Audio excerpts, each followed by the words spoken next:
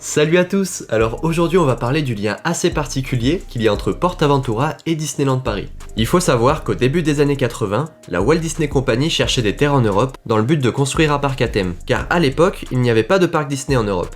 En mars 1985, après une première sélection, seuls 2 sites espagnols et 2 sites français ont été retenus comme candidats potentiels pour l'implantation d'un nouveau parc Disney. Situé à environ 85 km au sud-ouest de Barcelone, l'emplacement catalan qui avait été choisi avait un climat avantageux, et il était à proximité de la Méditerranée.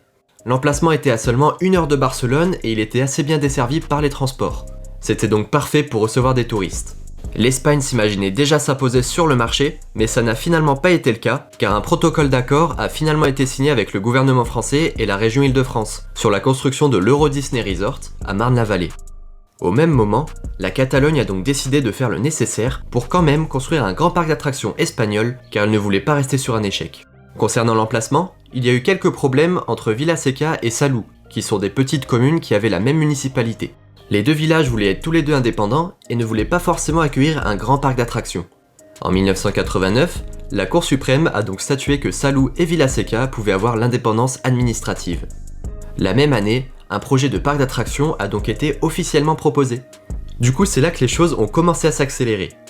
En effet, la Généralité de Catalogne garantissait 100 millions de dollars de prêts et le gouvernement offrait une série de prêts de crédit à faible taux d'intérêt, d'une valeur d'environ 250 millions de dollars, ce qui du coup facilitait grandement l'implantation d'un nouveau parc.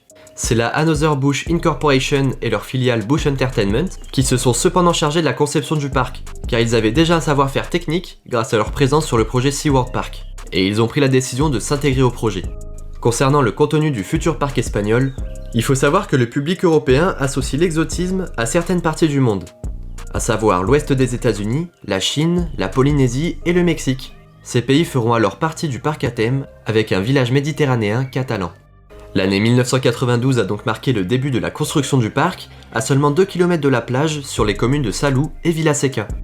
La première pierre a été posée en avril, soit en même temps que l'ouverture d'Euro Disneyland. Le parc PortAventura verra finalement le jour le 1er mai 1995. Mais du coup, si la Walt Disney Company avait choisi l'Espagne pour implanter Euro Disneyland, est-ce qu'un parc du même style que PortAventura aurait vu le jour en France ?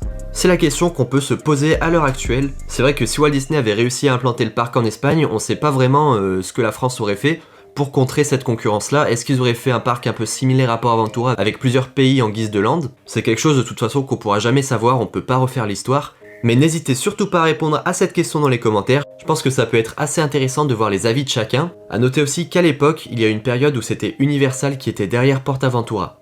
Ça fera d'ailleurs le sujet d'une prochaine vidéo. En tout cas, comme d'habitude, j'espère que la vidéo vous a plu, je vais essayer de revenir un peu plus sur YouTube, parce qu'en ce moment j'ai un peu plus de temps. Forcément, avec le confinement, j'ai plus de temps. Comme d'habitude, si la vidéo vous a plu, n'hésitez pas à laisser un gros pouce bleu, à vous abonner et à activer la petite clochette si ce n'est pas encore fait, pour être prévenu dès que je sors une vidéo sur les parcs à thème. Quant à nous, on se retrouve dans de prochaines vidéos, restez connectés et à bientôt.